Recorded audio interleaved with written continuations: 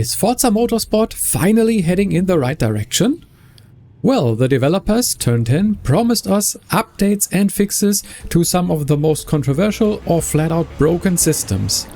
And today they published a blog post detailing upgrades and fixes for one of those, the car progression system. I don't need to tell you why changes are necessary for the car progression system, since this has been disliked by the community since release or even before that. But the changes that Turn 10 is proposing in their blog post actually look really good in my opinion. So let's go through them today. I'm AMD Racing, and if this video is interesting to you, feel free to hit that like button or subscribe to the channel to stay up to date with everything Forza Motorsport. So what is actually going to change with the car progression system, you ask? Well, first of all, the locking of car parts by level will be gone completely. That means no more level requirement for any car part. If you have the car points, then you can install the part no matter what level your car is. And I think that is a very good first change, because it was so annoying that you were basically forced down a very narrow upgrade path with not much choice because level requirements were a thing. Now, if you feel that your car needs an engine swap as its first upgrade, you can go for that, if you have the car points. And that brings us to the next point. Yes, car points are still a thing, and they are still earned through leveling the car. But there is another method now. If you don't want to level a specific car to be able to upgrade it, you can now also use credits if you have enough of those.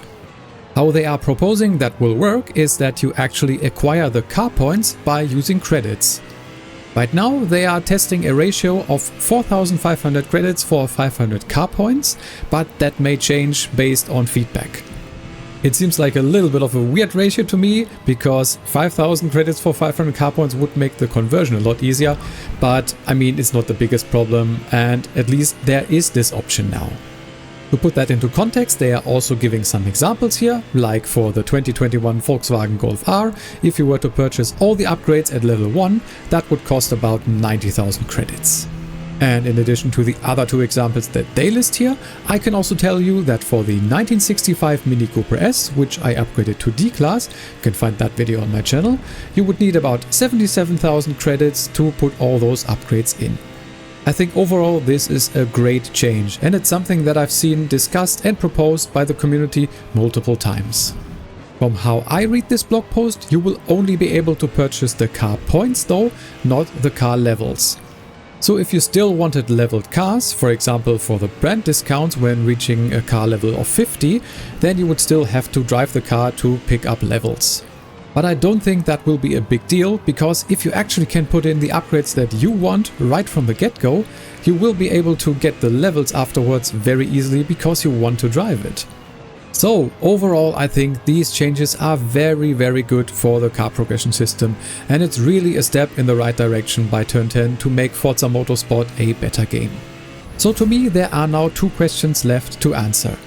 First of all, when are we gonna get some updates on the other systems that need changes or fixes? And that we don't really know yet. But what we do know is the answer to the second question, which is when do the changes for the car progression system come to the game?